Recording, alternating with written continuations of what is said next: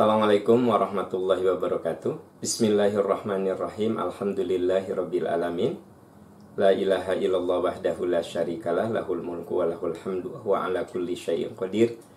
Asyhadu an la ilaha illallah wa asyhadu anna Muhammadan abduhu wa rasuluh. Allahumma shalli ala Muhammad wa ala ali Muhammad kama shallaita ala Ibrahim wa ala ali Ibrahim fil alamina innaka Hamidum Majid. Alhamdulillah, dengan izin Allah Subhanahu wa taala, sahabat-sahabat Majelis Percikan Iman Online, pagi ini kita dipertemukan kembali di Majelis Percikan Iman, dan ini adalah hari Ahad 19 April 2020 atau bertepatan dengan 25 Sya'ban 1441 Hijrah. Bapak Ibu, sahabat-sahabat tercinta, kita akan menyelesaikan materi yang belum terselesaikan, yaitu bagaimana kita menapaki tangga kesolehan.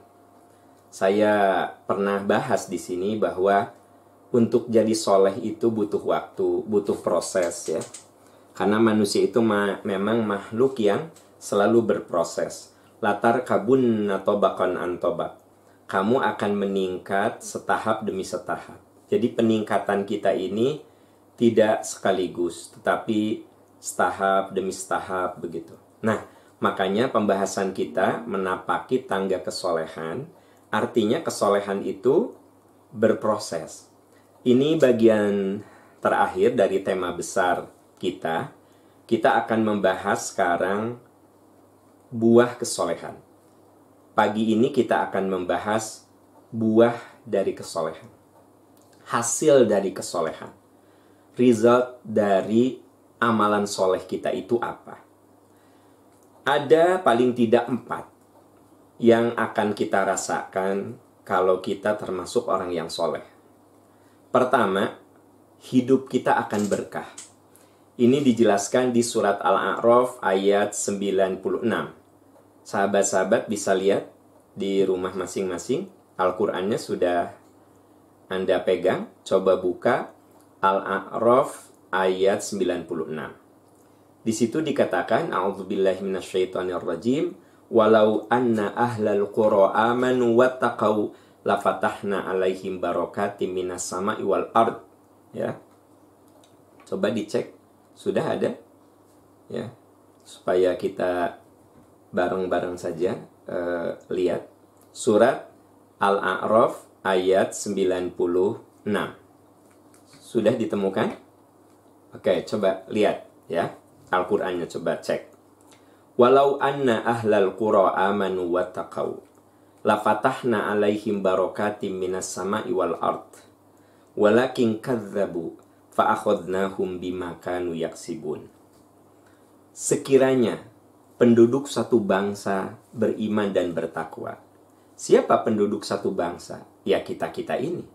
Sekiranya kita ya menjadi orang yang beriman dan bertakwa, lafatahna alaihim barakatim minas sama'i wal ard. Maka kami akan buka keberkahan dari langit dan bumi.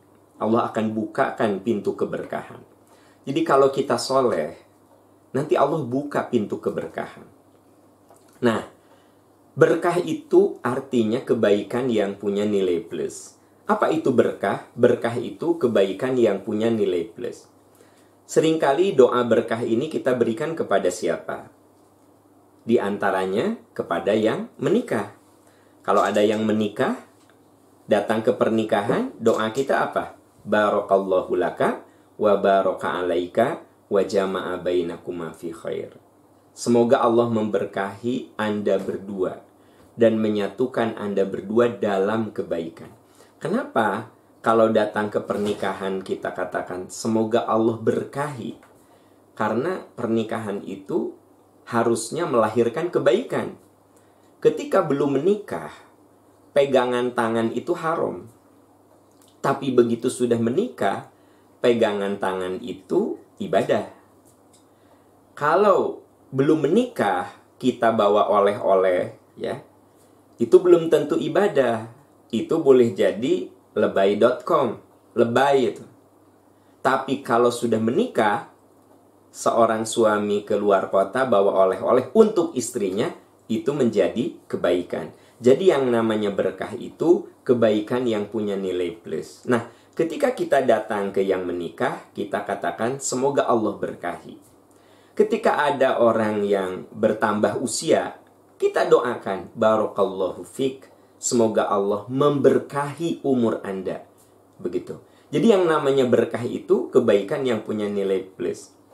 Ada teman saya, dia lulus sekolah S3-nya, program doktornya. Lalu saya bilang, Kang, wilujeng ya, selamat ya, semoga ilmunya bermanfaat dan berkah. Saya doakan teman saya yang baru lulus menyelesaikan program doktor dengan barakallahu fik, semoga Allah berkahi. Artinya ilmu dia itu berguna untuk dirinya, masyarakatnya, agamanya, bangsanya. Jadi teman-teman sekalian, yang namanya berkah itu adalah kebaikan yang punya nilai plus. Nah, apabila kita jadi orang soleh, maka menurut Al-A'raf ayat 96, Allah akan bukakan pintu keberkahan. Berkah itu ada 3. Ada 3 macam berkah. 1, berkah umur. Apa itu berkah umur? Orang yang makin tua, makin soleh. Itu berkah umur. Kan ada orang yang makin tua, makin jauh dari agama. Makin tua, makin malas ibadah. Makin tua, makin pelit gitu. Tapi ada orang yang makin tua jadi rajin ibadah, jadi dermawan, jadi pemaaf. Akhlak-akhlak mulia itu semakin tampak pada orang itu. Nah, sahabat tercinta, ini orang yang diberkahi umur. Nabi di dalam hadis riwayat Imam Ahmad dan Tirmidzi mengatakan, "Man kana yaumuhu khairan min amsihi fahuwa marhum." Siapa yang kualitas kesolehan hari ini lebih baik dari hari kemarin, itulah orang yang diberkahi. Bagaimana supaya umur kita berkah? Ada doanya di Al-Ahqaf ayat 15. Jadi kalau kita ingin umur ini berkah, sahabat-sahabat rajin baca doa surat Al-Ahqaf ayat 15 di baris ketiganya. Rabbi auzi'ni an ashkura ni'matakallati an'amta alayya wa ala walidayya wa an amala sholihan tardah wa aslih li fi dzurriyyati inni tubtu ilaika wa inni minal muslimin. Ini doa supaya umur kita berkah. Al-Ahqaf 15. Tolong dihafalkan ya. Al-Ahqaf 15 ya, di baris ketiganya. Rabbi auzi'ni, ya Allah beri hamba kekuatan. An ashkura ni'matakallati an'amta alayya, agar aku bisa berterima kasih, agar aku semakin berterima kasih, agar aku semakin bersyukur terhadap nikmat yang Engkau berikan dan nikmat yang telah Engkau berikan kepada kedua orang tuaku. Wa aslih li wa an a'mala sholihan tardah, ya Allah beri kekuatan agar sisa umur yang saya punya saya bisa isi dengan amalan yang membuat Engkau semakin ridho kepadaku. Wa aslih li fi dzurriyyati, ya Allah bereskan, ya Allah bereskan ucapan dan perilaku aku sehingga itu menjadi teladan untuk anak cucuku. Inni tubtu ilaika, ya Allah aku bertobat kepadamu. Wa inni minal muslimin, ya Rob catat aku menjadi orang yang selalu berserah diri. Nah, sahabat-sahabat majelis percikan iman, ini doa penting kita perhatikan. Syukur-syukur kita hafal. Kapan kita baca doa ini? Kapanpun bisa. Inilah di antara ikhtiar agar hidup kita berkah, yaitu umur kita berkah, yaitu dengan doa yang tadi yang tercantum di Al-Ahqaf ayat 15. Nah, sahabat-sahabat sekalian, jadi buah dari kesolehan pertama adalah berkah. Berkah itu ada 3. 1 berkah umur, yaitu makin tua makin soleh. Yang kedua apa? berkah keluarga. Bagaimana berkah keluarga? Berkah keluarga itu keluarga yang di dalamnya ada banyak kebaikan. Mereka berlomba dalam kebaikan. Ada nggak keluarga yang diuji dengan kekurangan harta? Banyak. Tapi mereka bersabar. Maka kekurangan harta dalam keluarga itu menjadi apa? Menjadi ladang amal. Begitu. Jadi apapun yang menimpa dalam keluarga itu menjadi kebaikan. Suami berjuang bagaimana menjadi suami yang terbaik dan bertanggung jawab untuk istrinya, kepada istrinya. Si istri berusaha, berjuang, sabar, bertanggung jawab agar dia menjadi istri yang solehah. Nah, suami istri ini berjuang mendidik anak-anaknya dengan harapan anak-anaknya menjadi anak-anak yang soleh. Nah, sahabat tercinta, ini yang disebut dengan keluarga berkah. Jadi yang namanya keluarga berkah itu bisa saja tidak ideal. Kalau yang barusan kan berkah yang ideal, suaminya soleh, istrinya soleh, anaknya soleh. Ini mirip seperti keluarganya Imron. Imronnya soleh, Bu Imronnya soleh, anaknya yaitu Maryam soleh, cucunya juga soleh. Nah, ini berkah ideal. Tapi ada juga rumah tangga yang berkah namun tidak ideal. Contohnya siapa? Rumah tangga berkah tapi tidak ideal, yaitu rumah tangga Nabi Nuh. Nabi Nuh ini punya istri yang tidak soleh. Nabi Nuh sabar menghadapi istri yang tidak soleh. Berkah tidak? Berkah untuk Nabi Nuh, tapi tidak ideal. Saya yakin di antara sahabat-sahabat tercinta ada yang istrinya tidak soleh. Anda kudu bersabar. Sesabar Nabi Nuh menghadapi istrinya, maka rumah tangga Anda berkah, tapi tidak ideal. Atau boleh jadi suami yang tidak soleh, istrinya soleh, suaminya tidak soleh. Seperti siapa? Asia. Asia itu solehah, tapi kan suaminya tidak soleh. Fir'aun itu suaminya. Namun Asia sabar sampai Asia mengatakan, Robbibni li indaka baitan fil jannah. Ya Allah, beri saya istana di surga nanti. Jadi Asia ingin segala rasa sakitnya dibayar dengan surga. Asia tidak minta cerai kepada suaminya yang zalim, tidak menggugat cerai kepada suaminya yang zalim. Tapi Asia tegar. Dia katakan, saya ingin ini jadi pintu surga saya. Nah, kalau di antara sahabat, Ibu, Teteh, ada yang suaminya tidak soleh, coba Anda tegar, setegar Asia. Dan Anda katakan, biarlah balasan saya surga nanti. Nah, ini namanya berkah tidak ideal. Jadi, berkah itu ada 3. 1 berkah umur, 2 berkah keluarga. Nah, keluarga itu ada yang berkah ideal, ada juga berkah tapi tidak ideal. Ya. Nah, kemudian yang ketiga, masalah berkah. Jadi 1 berkah umur, 2 berkah keluarga, ya, 3 berkah harta. Apa itu harta yang berkah? Harta yang berkah itu ditandai dengan 4. 1, harta berkah itu cara mendapatkannya halal. Jadi didapat dengan cara yang halal. Setelah didapat dengan cara yang halal, lalu dibersihkan.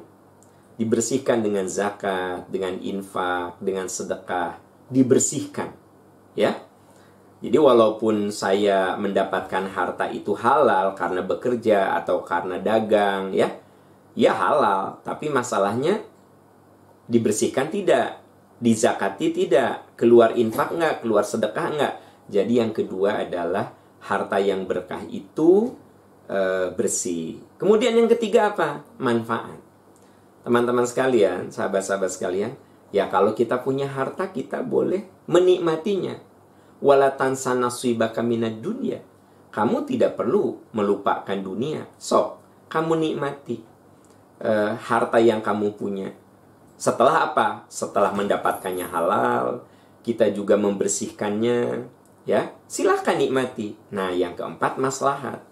Semoga harta kita ini bisa memberikan manfaat kepada orang lain. Itu namanya harta yang maslahat.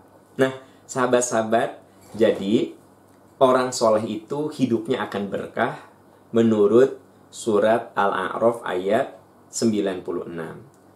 Bisa berkah umur, bisa berkah keluarga, bisa juga berkah harta. Maka pastikan kita menjadi orang yang soleh. Semoga dengan begitu Allah membukakan pintu keberkahan kepada kita. Amin, ya. Yang kedua, sahabat-sahabat sekalian, orang yang soleh itu jiwanya akan tentram dan terbimbing, ya. Yang dimaksud tentram di sini bukan berarti tidak ada gelisah. Yang namanya manusia itu ada kekhawatiran, ada kegelisahan. Di situasi seperti sekarang ini, ya wajar kalau ada khawatir, ada ketakutan. Itu sangat manusiawi. Lalu apa yang dimaksud dengan tenang dan terbimbing? Yang dimaksud dengan tenang dan terbimbing itu artinya seberat apapun ujian yang dihadapi, tidak membuat dia putus asa. Tidak membuat dia putus asa.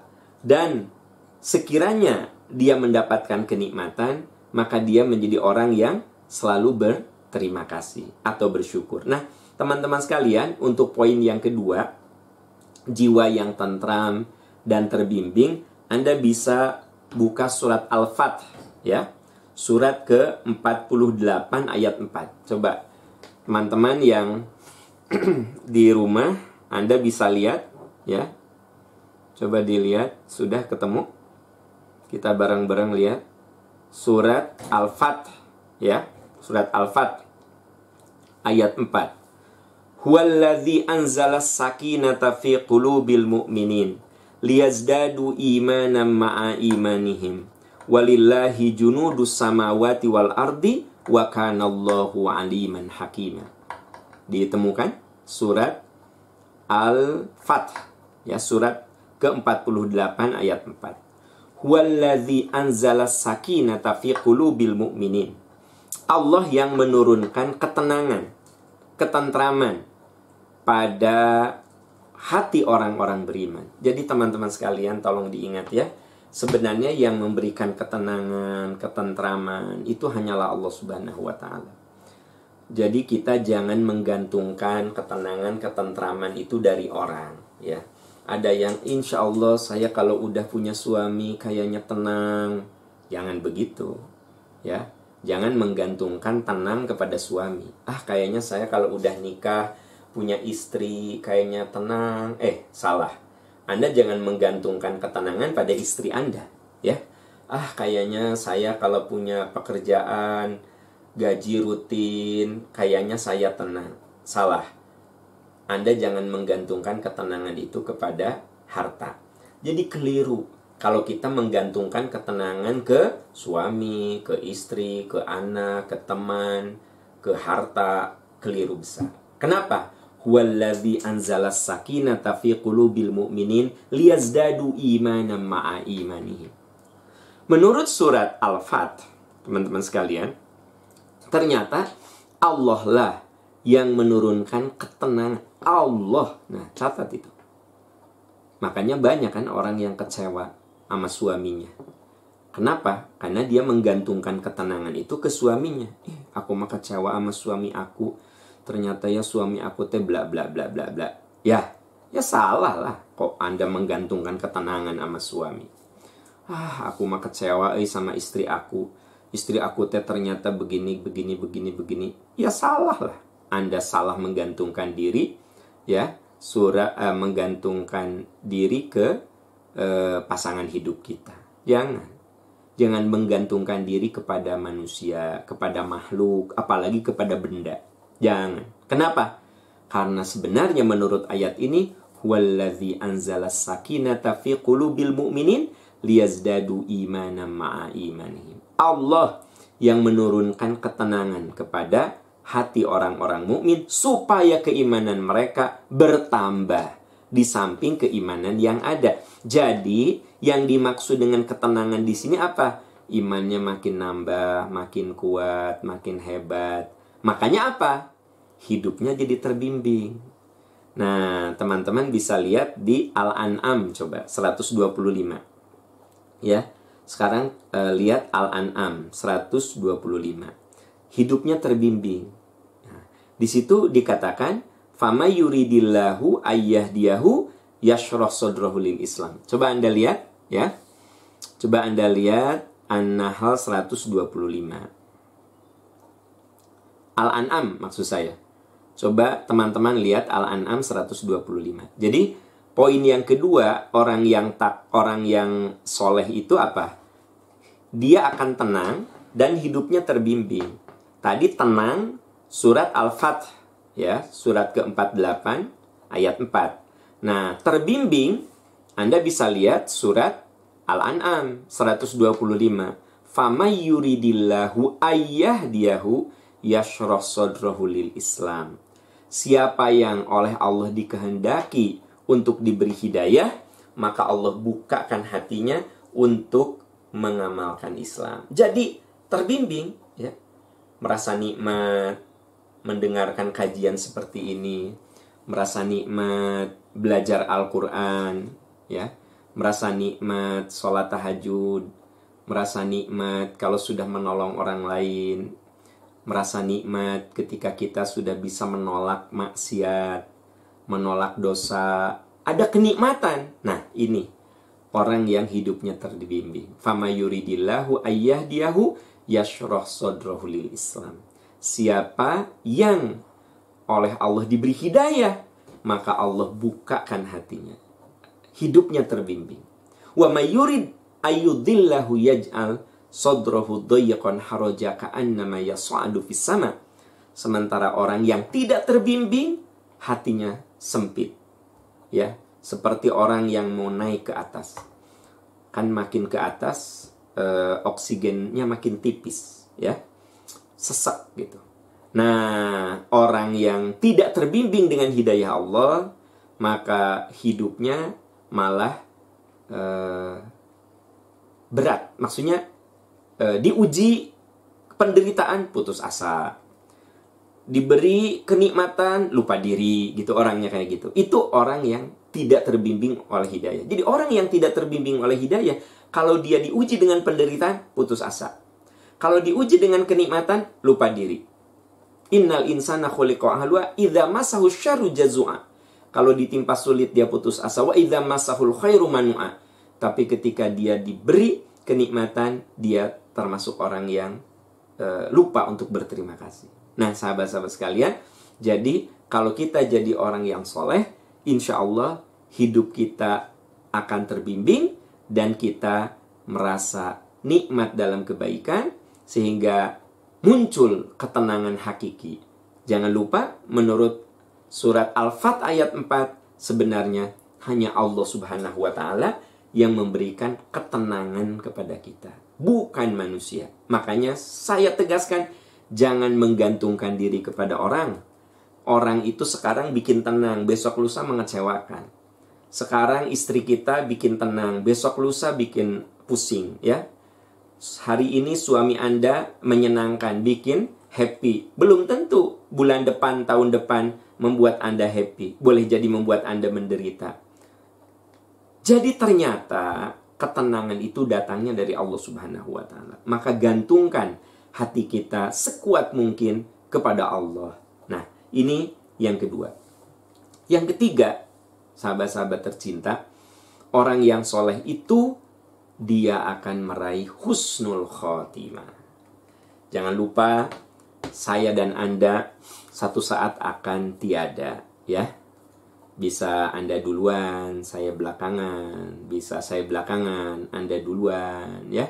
Atau bisa saja malah saya duluan menyolatkan Anda. Jadi sangat-sangat gaib kematian itu. Karena memang kalau kita lihat surat Al-Munafiqun ayat 11, juga surat Luqman ayat 31, yang namanya mati itu pasti tapi misterius sebabnya, misterius waktunya, misterius tempatnya. Jadi yang namanya mati itu pasti hanya apa? Misterius sebabnya, misterius waktunya, misterius tempatnya. Kita tidak tahu sebab kematian kita apa. Kemudian apa? Kapan? Kita juga nggak tahu. Wala yu'akhirallahu nafsan idza jaa ajaluha. Kalau ajal seseorang sudah tiba, tidak ada yang bisa menangguhkannya. Terus di mana kita akan mati? Wallahu a'lam. Tidak ada seorang pun tahu. Wala tadri nafsun bi ayyi ardin tamut. Maka saudara-saudara tercinta, kita harus hadapi dengan kematian itu dengan bekal. Jadi kita jangan sampai bilang takut mati, takut mati, takut mati, tapi tidak berbekal. Maka tugas kita adalah berbekal menghadapi kematian. Nabi Shallallahu Alaihi Wasallam mengatakan bahwa orang cerdas adalah orang yang berbekal untuk kehidupan sesudah mati. Walal akhiratu khairul laka minal ula. Dan akhirat itu lebih baik bagi kamu. Artinya apa? Orang yang cerdas itu dia tahu bahwa keabadian itulah yang harus diprioritaskan ketimbang kefanaan ini. Nah, itu sebabnya mari kita berjuang dengan sisa umur yang kita punya agar kita suatu saat dipanggil oleh Allah dalam keadaan husnul khotimah.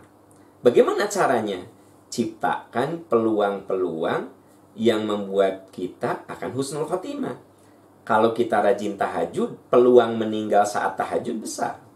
Kalau kita rajin saum Senin Kamis, peluang sedang saum Senin Kamis meninggal besar. Kalau kita ini rajin ke majelis taklim, peluang untuk meninggal saat pergi ke majelis taklim besar. Jadi manusia itu kan kudu mencari peluang-peluang. Makanya apa? Jangan sampai ada space kehidupan kita yang lengah. Jangan sampai ada satu celah kehidupan kita yang lalai. Maka isilah setiap celah-celah kehidupan itu dengan amalan soleh. Kenapa? Supaya kita menciptakan peluang husnul khotimah.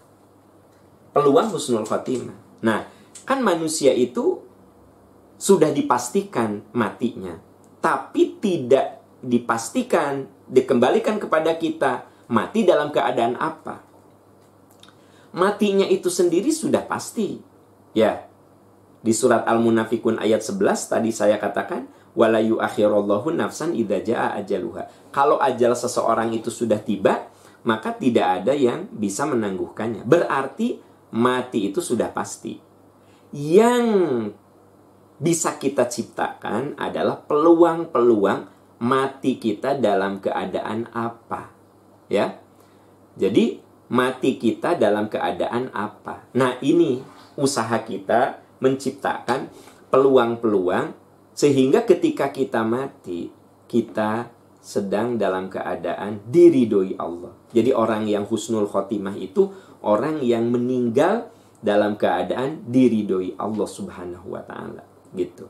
Itu sebabnya kalau ada yang meninggal, sebenarnya doanya semoga Allah mengampuni kesalahannya, menerima amal solehnya, keluarga yang ditinggalnya, anak cucunya menjadi soleh dan solehah, dan diluaskan alam kuburnya, gitu. Doa kepada yang meninggal. Tapi kita suka bilang semoga husnul khotimah.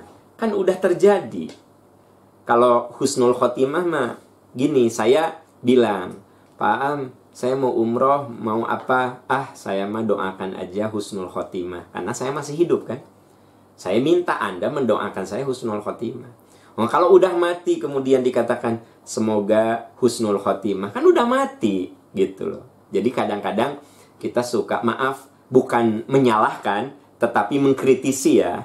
Bukan menyalahkan, tapi mengkritisi. Jadi kalau ada yang meninggal itu, kita katakan inna lillahi wa inna ilaihi raji'un. Kita menyebut kalimat istirja.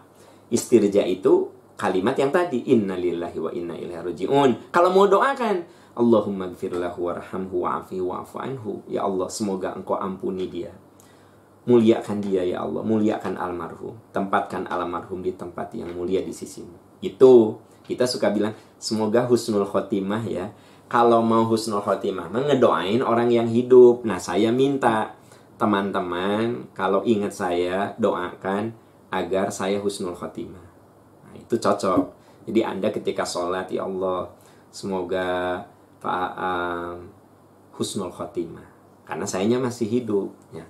Hari sayanya udah mati baru Anda bilang semoga Pak Aam husnul khotimah. Ikan sayanya udah mati, gimana sih? Nah, itu kadang-kadang kita suka salah salah kaprah. Jadi gini, bukan menyalahkan saya bukan menyalahkan, tetapi mengkritisi ya, supaya kita proporsional ketika mendoakan sesuatu. Oke, kita balik ke yang tadi, bahwa orang yang soleh itu dia akan meninggal dalam keadaan husnul khotimah. Kenapa? Ya karena dia orang soleh, dia selalu menciptakan peluang-peluang kebaikan kan? Maka ketika dipanggil oleh Allah, dia dalam keadaan diridhoi Allah. Ada orang yang keluar rumah mencari nafkah, di tengah jalan wafat. Itu husnul khotimah. Ya, ada orang yang sedang mengajar, meninggal, dia husnul khotimah. Ada orang yang pergi ke majelis taklim, dia meninggal, husnul khotimah. Saudara-saudara kita yang berjuang di garda terdepan, apakah itu dokter, apakah itu perawat, apakah itu pegawai rumah sakit, satpam, pokoknya semua yang ada di rumah sakit. Kalau beliau-beliau itu niatnya karena Allah dan ternyata ditakdirkan oleh Allah wafat, itu sebenarnya husnul khotimah. Kenapa? Karena sedang membela orang lain, sedang menolong orang lain. Karena kalau kita sedang meninggal dalam keadaan sedang menolong orang, itu husnul khotimah. Nah, orang yang husnul khotimah itu ruhnya akan disambut oleh malaikat rahmat. Anda lihat di surat Fussilat ayat 30. Sahabat-sahabat, coba Anda lihat Fussilat ayat 30. Buka Qur'annya ya. Fussilat ayat 30. Innalladzina qalu rabbunallah tsumma istaqamu tatanazzalu alaihimul malaikah alla takhafu wa la tahzanu wa abshiru bil jannati allati kuntum tu'adun. Innalladzina qalu rabbunallah, orang-orang yang mengatakan Tuhan kami adalah Allah, tsumma istaqamu, dia istiqomah, konsisten, dia soleh dalam kebaikan. Tatanazzalu alaihimul malaikah, nanti kalau dia meninggal, malaikat akan turun menyambut ruhnya. Apa kata malaikat? Allah takhafu, kamu jangan takut. Wala tahzanu, kamu jangan bersedih. Wa abshiru bil jannati allati kuntum tu'adun, surga sudah menunggu kamu. Nah teman-teman sekalian, indah kan? Kalau kita meninggal, semoga kita semuanya saat dipanggil oleh Allah itu ruh kita tersenyum. Kenapa? Karena malaikat menyambut dengan kalimat Allah takhafu, jangan kamu takut, wala tahzanu, jangan kamu bersedih, wa abshiru bil jannati allati kuntum tu'adun, bergembiralah, surga menunggu kamu. Nah, ini akan terjadi, akan kita rasakan ketika kita menjadi orang yang soleh, ya. Nah, itu yang ketiga. Yang keempat, orang yang soleh itu akan bahagia di surga. Dia bisa bertemu dengan orang-orang soleh, bisa temannya, bisa orang tuanya, bisa anak cucunya. Nah makanya, yuk kita semua jadi orang soleh. Doakan agar saya soleh. Saya juga berdoa agar teman-teman semuanya soleh. Dan kita bisa bergabung di surga. Bukan hanya digabungkan oleh media sosial seperti sekarang ini. Ya. Bukan hanya sekedar bergabung lewat media sosial, tapi semoga Allah mempertemukan kita di surga nanti. Teman-teman bisa lihat surat Ar-Ra'd ayat 2, surat Ar-Ra'd ayat 23-24. Surat Ar-Ra'd ayat 23-24. Coba Anda lihat di situ.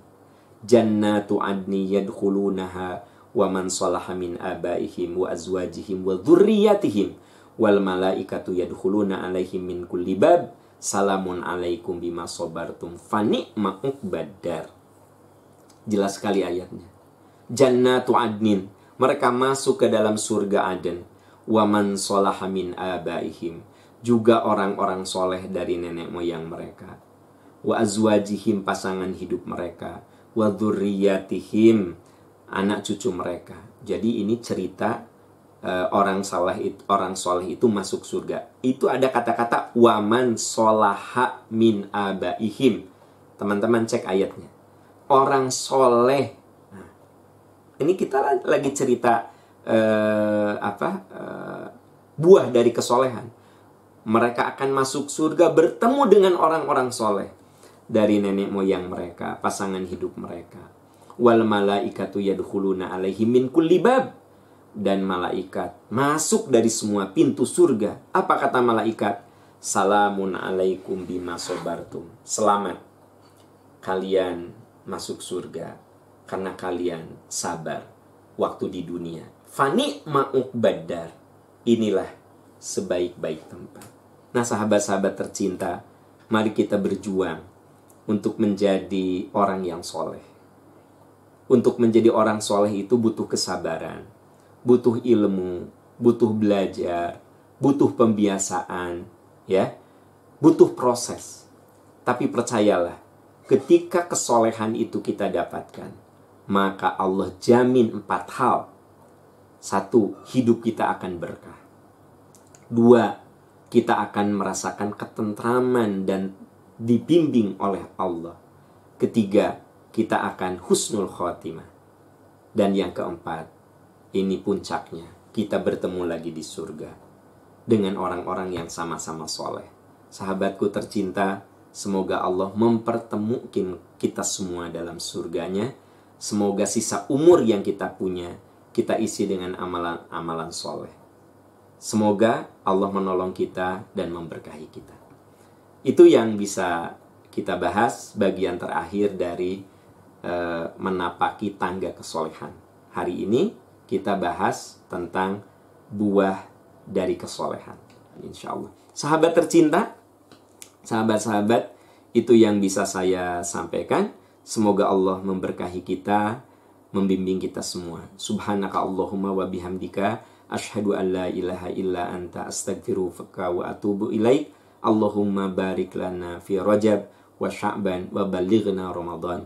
Rabbana la tuzigh qulubana ba'da idh hadaitana wa hab lana min ladunka rahmatan innaka antal wahhab. Rabbana hab lana min azwajina wa dzurriyyatina qurrata a'yun waj'alna lil muttaqina imama. Rabbana atina fid dunya hasanah wa fil akhirati hasanah wa qina adzabannar. Amin ya arhamar rahimin. Amin ya rabbal alamin. Wassalamualaikum warahmatullahi wabarakatuh.